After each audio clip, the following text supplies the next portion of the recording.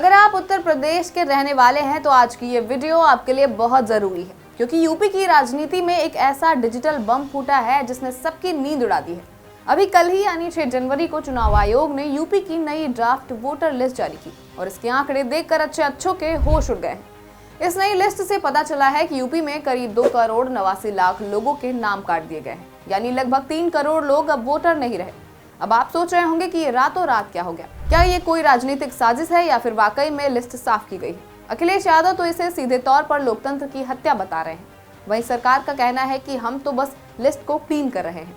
इस पूरे मामले को समझने के लिए आपको थोड़ा आंकड़ों की गहराई में जाना होगा। यूपी के मुख्य निर्वाचन अधिकारी नवदीप रेणवा जी ने बताया कि पहले राज्य में करीब 15.5 करोड़ वोटर थे, लेकिन इस विशेष गहन पुनरीक्षण यानी SIR के बाद अब केवल 12 करोड़ 55 लाख नाम ही बचे हैं। मतलब ये साफ है कि करीब 18% से ज्यादा नामों की सफाई कर दी गई है। अब सरकार इसके पीछे 3 बड़े कारण बता रही है। पहला तो यह है कि लगभग 46 लाख लोग ऐसे थे जो अब इस दुनिया में नहीं है, पर उनके नाम पर वोट डाले जा रहे हैं।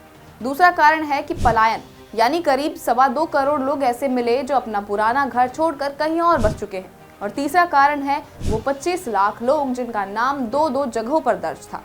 अधिकारियों का दावा है कि 20 साल बाद पहली बार घर घर जाकर ऐसी तगड़ी चेकिंग हुई है, इसलिए इतनी बड़ी संख्या में कचरा बाहर निकला है। लेकिन जहां इतने सारे नाम कटेंगे वहां राजनीति ना हो, ऐसा तो हो ही नहीं सकता। जैसे ही ये लिस्ट पब्लिक हुई, यूपी की सियासत में आग लग गई। समाजवादी पार्टी के मुखिया अखिलेश यादव ने इसे सीधे वोटर डिलीशन स्कैम करार दे दिया। उन्होंने मैनपुरी और मुजफ्फरनगर जैसे जिलों का जिक्र करते हुए कहा कि जानबूझकर उन इलाकों से नाम साफ किए गए हैं जहां विपक्ष मजबूत है। उनका आरोप है कि BLO ने ठीक से घर घर जाकर वेरिफिकेशन नहीं किया और अंदाजे से ही हजारों वैध मतदाताओं के नाम काट दिए गए। वहीं दूसरी तरफ मंत्री ओम प्रकाश राजभर ने इस पर चुटकी लेते हुए कहा कि विपक्ष अब हार के डर से पहले ही बहाने ढूंढने लगा है। उनके हिसाब से जो लोग शहरों से वापस अपने गाँव में आए हैं वो वहाँ जाकर के वोट डाल सकते हैं, जिससे NDA को ही फायदा मिलेगा। अब जमीनी हकीकत देखें तो मुजफ्फरनगर जैसे जिलों में माहौल वाकई गर्म है। वहां की 6 विधानसभाओं में करीब 3.5 लाख नाम कटने तय माने जा रहे हैं। मामला इतना गंभीर हो चुका है कि इसकी गूंज अब सुप्रीम कोर्ट तक पहुंच गई है, जहां इस पूरी चेकिंग प्रक्रिया की कानूनी वैधता पर सुनवाई होनी है। लेकिन इन सब सियासी बातों के बीच सबसे बड़ा सवाल यह है कि क्या आपका नाम बचा है या फिर नहीं। कहीं ऐसा ना हो कि चुनाव वाले दिन आप पूरी तैयारी के साथ पोलिंग बूथ पर जाएं और वहां लिस्ट में आपका नाम ही ना मिले। इसलिए बिना किसी देरी के आपको अपना स्टेटस चेक कर लेना चाहिए, और चेक करने का तरीका भी बहुत आसान है। बस चुनाव आयोग की वेबसाइट voters.eci.gov.in पर जाइए और वहां सर्च योर नेम वाले ऑप्शन पर क्लिक करिए। अगर आपके पास अपना वोटर ID कार्ड है तो उसका नंबर डालिए और राज्य चुनिए। अगर सर्च करने पर आपकी फोटो और डिटेल्स आ जाती है तब तो आप सुरक्षित हैं, लेकिन अगर वहां नो रिकॉर्ड फाउंड लिखा जाता है तो समझ लीजिए कि आपका पता कट चुका है। पर घबराइए मत, अभी आपके पास एक आखिरी मौका भी बचा है, क्योंकि ये सिर्फ ड्राफ्ट लिस्ट है, फाइनल लिस्ट नहीं।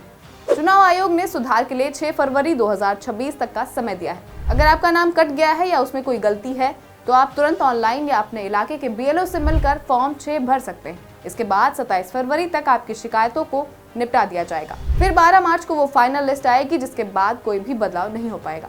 तो दोस्तों, वोट देना सिर्फ एक अधिकार नहीं है, ये आपकी ताकत है। अगर लिस्ट में नाम नहीं होगा तो आप अपनी पसंद की सरकार कैसे चुन पाएंगे।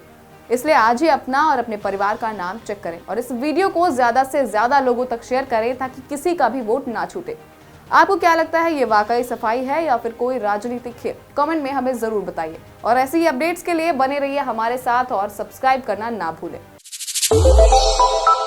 श्रेष्ठ भारत पर खबरों से जुड़े रहने के लिए चैनल को सब्सक्राइब और लाइक करें, बेल आइकन दबाएं और देखते रहें श्रेष्ठ भारत।